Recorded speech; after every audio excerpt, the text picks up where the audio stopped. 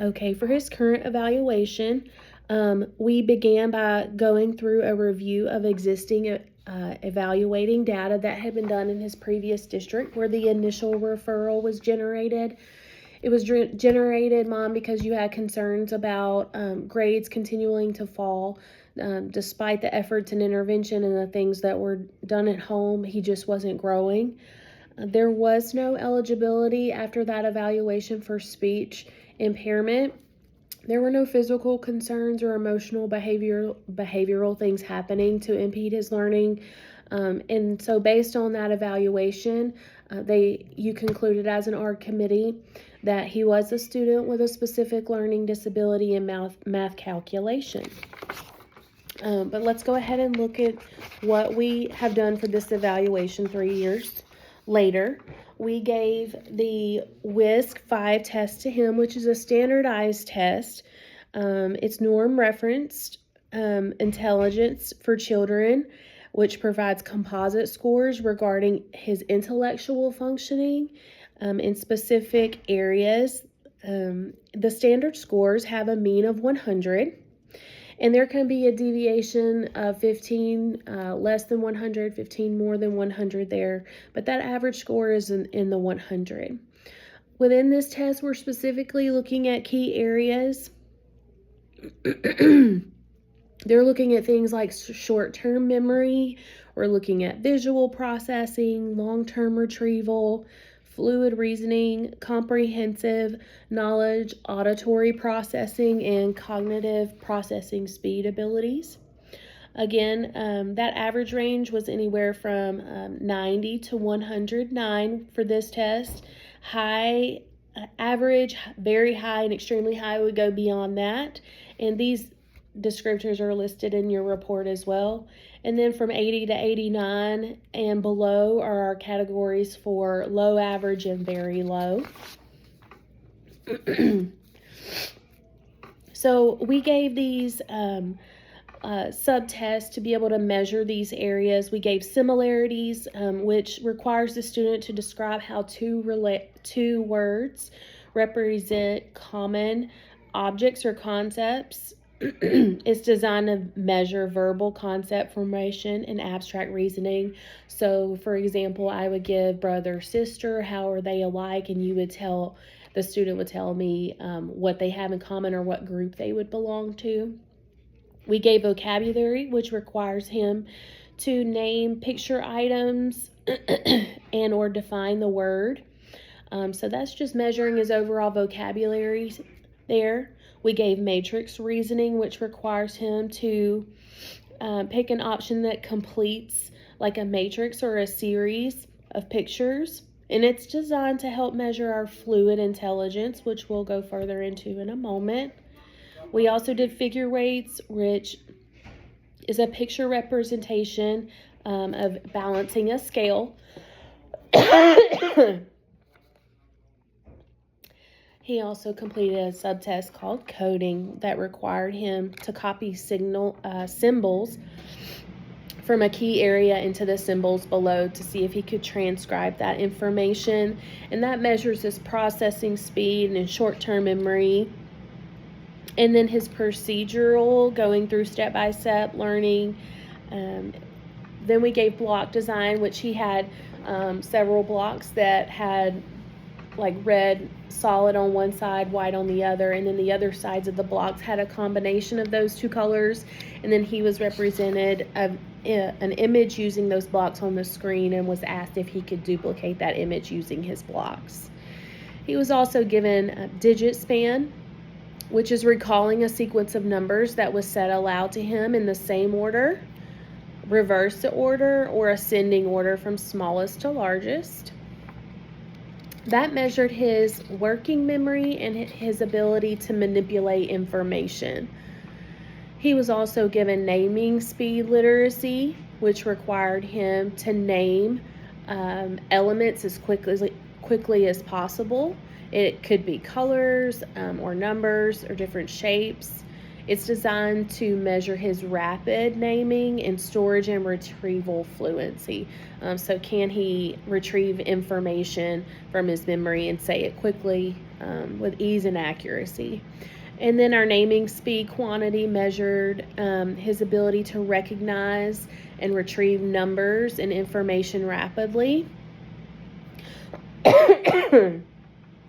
This also measured his ability to pay attention to detail. It was very detail oriented. Okay, so using those subtests, we move into these broader categories. The first one that we want to look at is his crystallized intelligence, which measured the depths of his ability and his knowledge that he has already, his ability to communicate his knowledge, and the ability to reason on previously learned experiences and procedures.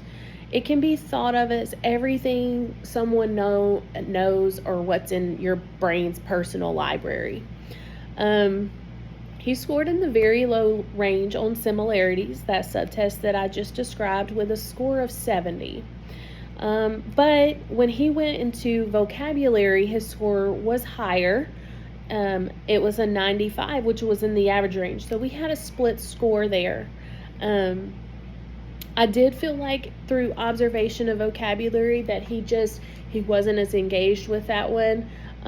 With the similarities and being able to find what two words had in common, he was kind of more engaged with it because it allowed him to think, and it was a question that just kind of wasn't right and wrong, but really just required him to think about it for a moment. He just kind of relied on what he already knew to answer that, but on that vocabulary, it kind of seemed more rote memory and pressure to perform.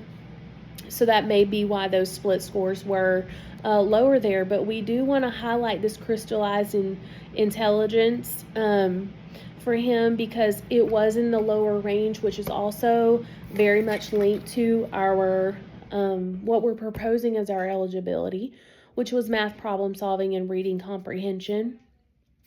This has a strong and consistent relationship to reading, writing, and math with vocabulary.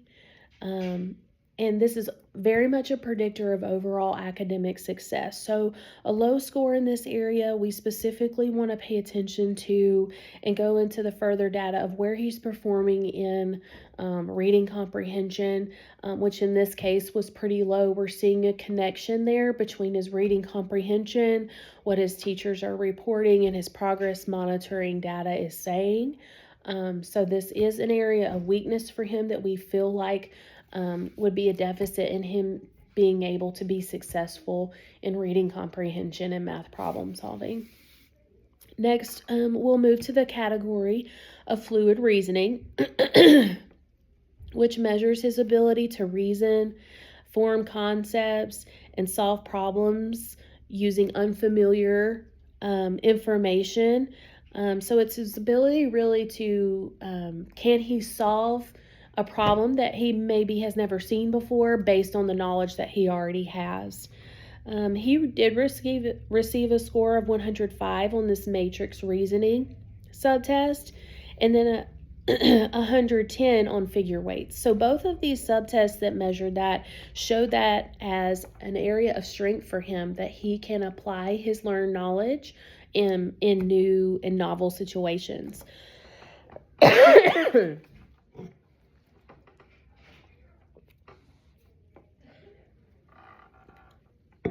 The next category that we want to look at is our long-term retrieval. It measures his ability to store, to consolidate information, and then retrieve it or gather it to use it fluently later on. So time does play a factor in there, but it's really about the storage process and is he able to access that information long-term. It does represent the process of storing and retrieving that data. This ability can be thought of as the brain's filing system. So putting away information into the right places of the brain to be able to access it in the right contexts. His score for GLR for that long-term retrieval, which we call GLR, for naming speed was 113, which was in the high average range. He also scored a 100 on naming speed quantity, which is in the average range.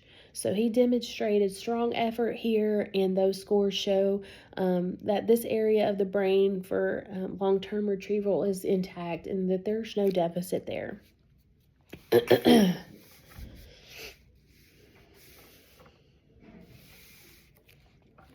In our short-term memory, which is the next composite or area that we're looking at based on those subtests, it measures his ability to encode, maintain, and hold information and then use it within a brief amount of time, a quick turnaround. A part of the short-term memory is the working memory, which relates to his ability to attend verbally and visually present with information, to be able to process information, and then to be able to formulate a response. So gathering it, and then working with it, and then formulating a response.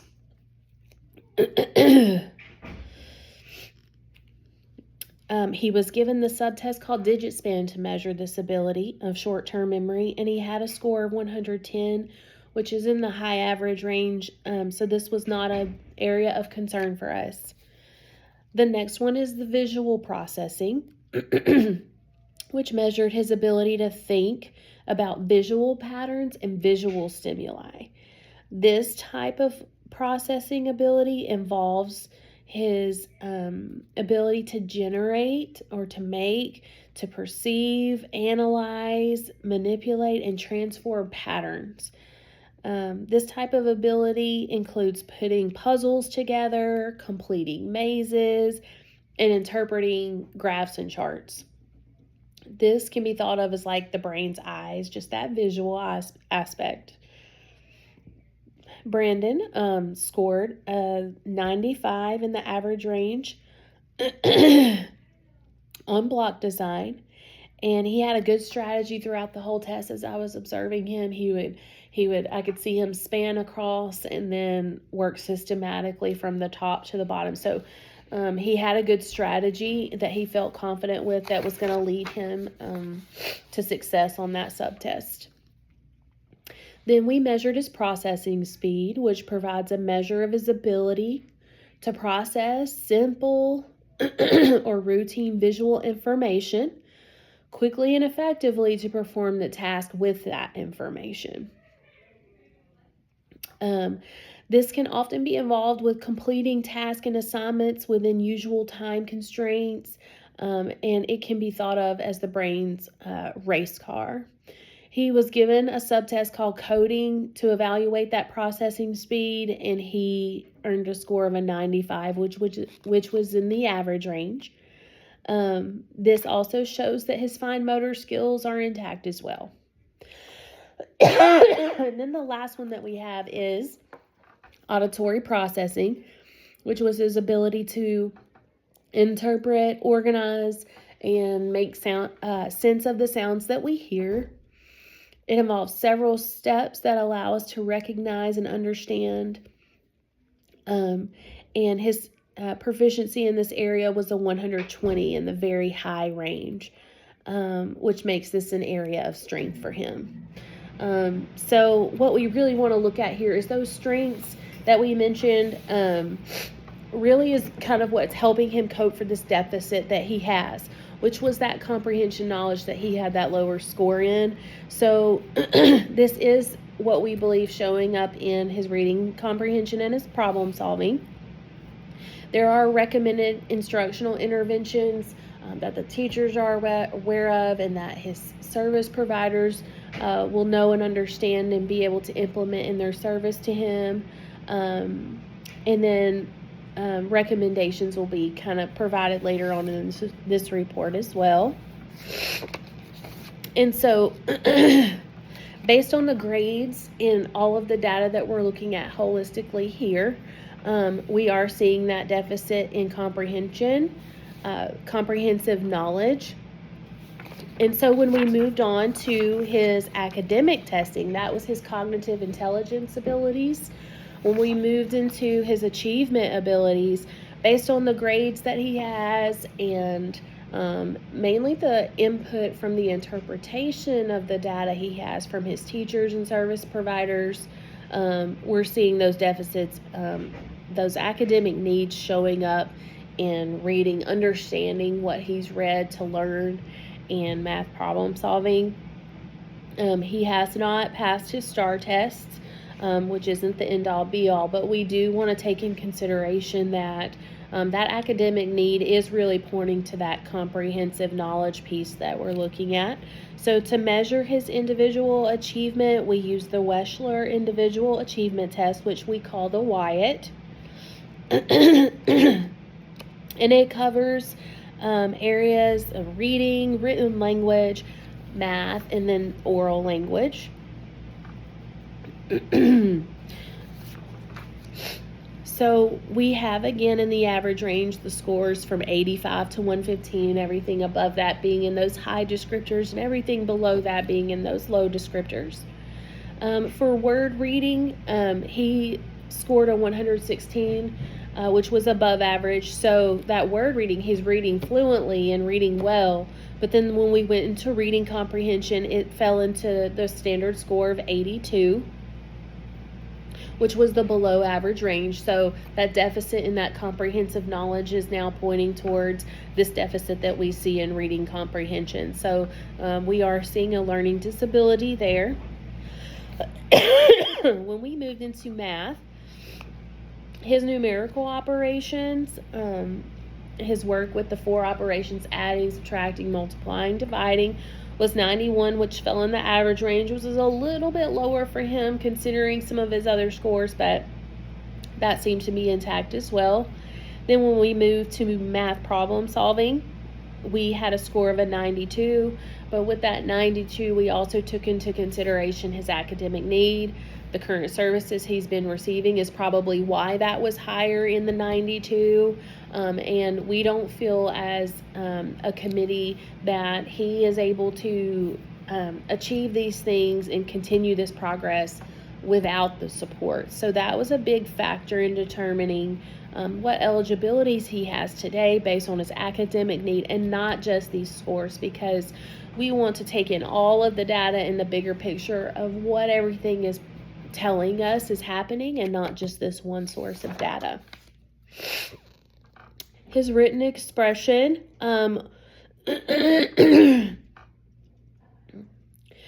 we went into spelling, and he had a score of 106 for his spelling score, and his essay composition was a 100 as well. So his spelling, his writing, his essay composition were in ranges that we felt comfortable, that everything was going well there.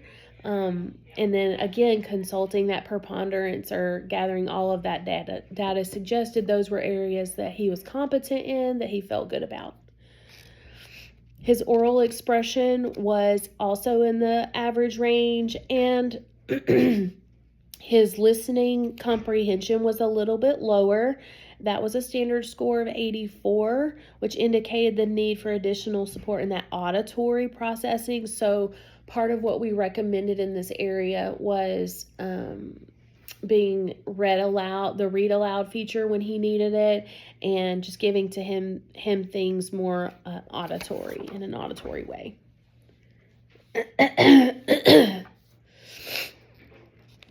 He did show areas of weakness in that listening comprehension and reading comprehension.